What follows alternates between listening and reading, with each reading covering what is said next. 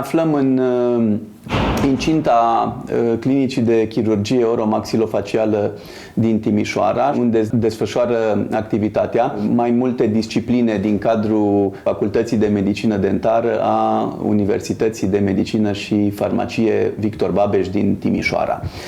Este vorba de disciplinele de anesteziologie și chirurgie dentoalveolară, care desfășoară activitate cu studenții anilor 3 și 4 medicină dentară, respectiv chirurgie maxilofacială, care desfășoară activitate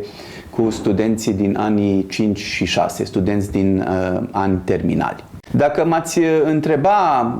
care ar fi pentru un tânăr din ziua de astăzi motivele pentru care să vină în cadrul universității noastre și în special în cadrul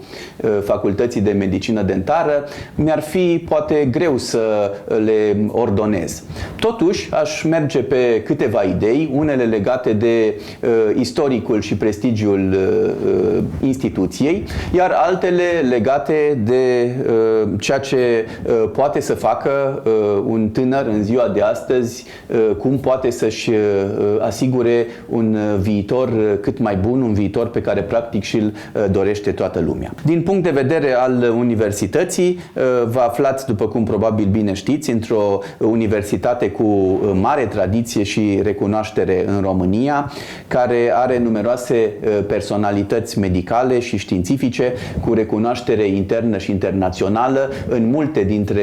domeniile atât ale medicinei generale, ale medicinei dentare, ale farmacologiei, ceea ce cred că este în primul rând o carte de vizită foarte bună și o recomandare pentru oricine ar dori să studieze în această universitate. În al doilea rând, cred că în Facultatea de Medicină Dentară acești tineri vor găsi un mediu profesional competent, pornind din primii ani, când sunt disciplinele de preclinic, unde sunt foarte bune cadre în anatomie, în histologie, biochimie, fiziologie, fiziopatologie și așa mai departe, unde își vor forma baza cunoștințelor, după care, începând cu anii 3 de facultate, vor trece la însușirea unor deprinderi profesionale. Din totdeauna, universitățile din România și sigur că și cea din Timișoara s-au făcut remarcate atât prin partea de teoretizare a programei de învățământ, dar și în ceea ce privește condiții foarte bune de practică stomatologică la toate disciplinele din cadrul facultății și în speță și la cele la care vă aflați aici, efectuându-se activități practice de care viitorii medici stomatologi sunt foarte interesați. Nu în ultimă instanță, Timișoara este un oraș dezvoltat, modern, care place atât locuitorilor României, dar place chiar și unor persoane din străinătate. Cred că atât pentru cei care locuiesc aici, rămânerea în cadrul familiei și a cercului de cunoscuți și prieteni, intrarea într-un nou cerc al studenților colegi, este un bun motiv. Pentru ceilalți care vin din celelalte orașe, venirea în Timișoara este în egală măsură un moment de referință care poate să influențeze atât prezentul, dar în special viitorul, datorită diverselor conexiuni pe care le poate face aici, într-un mediu economic, industrial bine dezvoltat, într-un oraș cu activitate socială și culturală foarte bine reprezentată. Din punct de vedere al studentului, aș spune că meseria de medic stomatolog pe care dorește să o îmbrățișeze este în egală măsură o meserie dificilă, dar este, eu cred, o meserie frumoasă, care își are provocările sale, își are satisfacțiile sale și cred că pentru cine are un pic de pasiune pentru această latură a medicinii cavității orale și a medicinii dentare, poate să fie o bună alegere prezentarea la examenul de admitere pentru Facultatea de Medicină Dentară. Ulterior, după ce studiile sunt terminate și practic urmează sau nu urmează rezidențiatul, acești tineri pot, cu o investiție pe care o realizează, să-și desfășoare cariera cariera profesională într-un climat al unui oraș modern, al unei zone moderne a țării și cred că faptul că poți să-ți deschizi o mică afacere în care să nu depinzi foarte mult de cei din jurul tău, să nu depinzi de o angajare, reprezintă în ziua de astăzi o bună premiză pentru a-ți asigura viitorul. Diplomele care sunt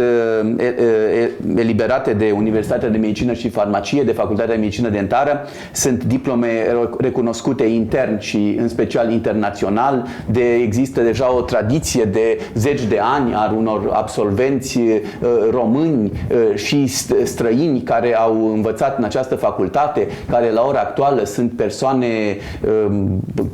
bine pregătite profesional, respectate profesional în toate țările în care au mers acolo. De aceea, eu cred că și tânărul absolvent de liceu poate să aibă o speranță că, odată cu terminarea acestei facultăți, va reuși pe plan intern și chiar și pe plan internațional. Sigur că noi am dorit ca acești tineri să-și găsească viitorul aici, lângă noi, în mediul în care s-au născut și au trăit, dar este foarte clar că pentru unii dintre ei care își doresc o carieră internațională, intrarea în această comunitate a medicilor dentiști, a medicilor stomatologi din întreaga lume este posibilă prin diplomele pe care universitatea le emite și sigur că și aceasta poate să fie o opțiune de viitor. Eu cred că acestea ar putea fi câteva din reperele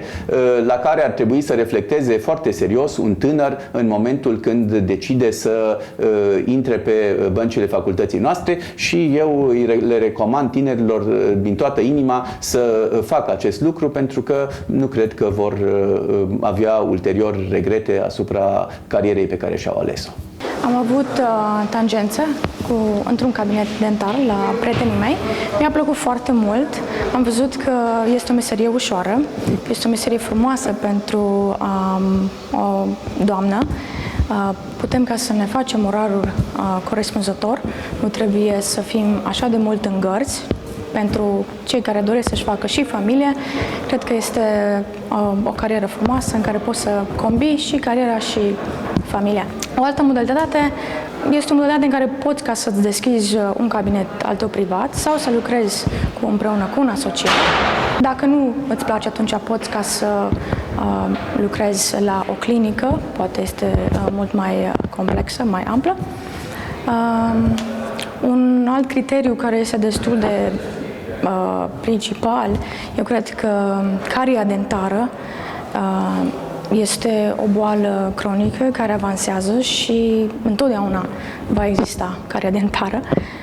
atâta timp cât, bineînțeles, avem dinți. Așa, iar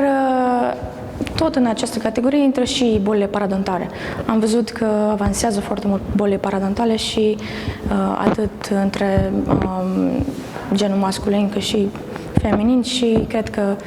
avem de lucru în acest domeniu. Un alt motiv din care am ales este prevenția.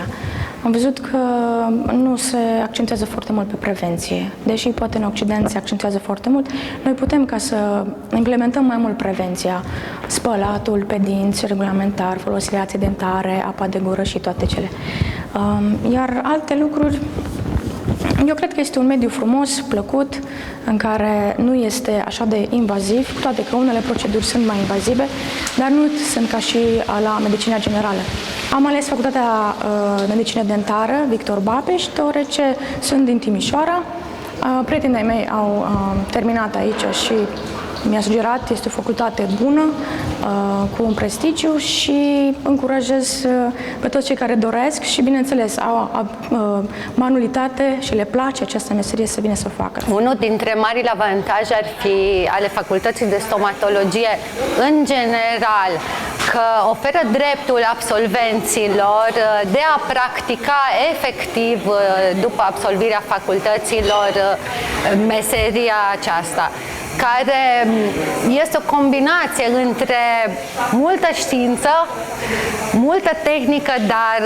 în ultimele decenii chiar implică și artă, tot mai mult punându-se accentul pe medicina dentară estetică. Avantajul în facultatea noastră ar fi că încep încă din anul 3 de facultate să lucreze efectiv pe pacienți foarte atenți supravegheați de cadrele didactice,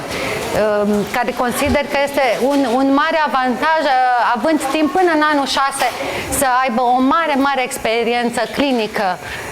și o mare cazuistică în portofoliul lor de absolvenți. Încă un avantaj al acestei meserii este dat de statisticile mondiale, care încă și la ora actuală ne arată că boala parodontală și caria dentară sunt cele mai răspândite boli cronice din lume și prin urmare această meserie nu va fi lipsită de provocări și de o practică îndelungată.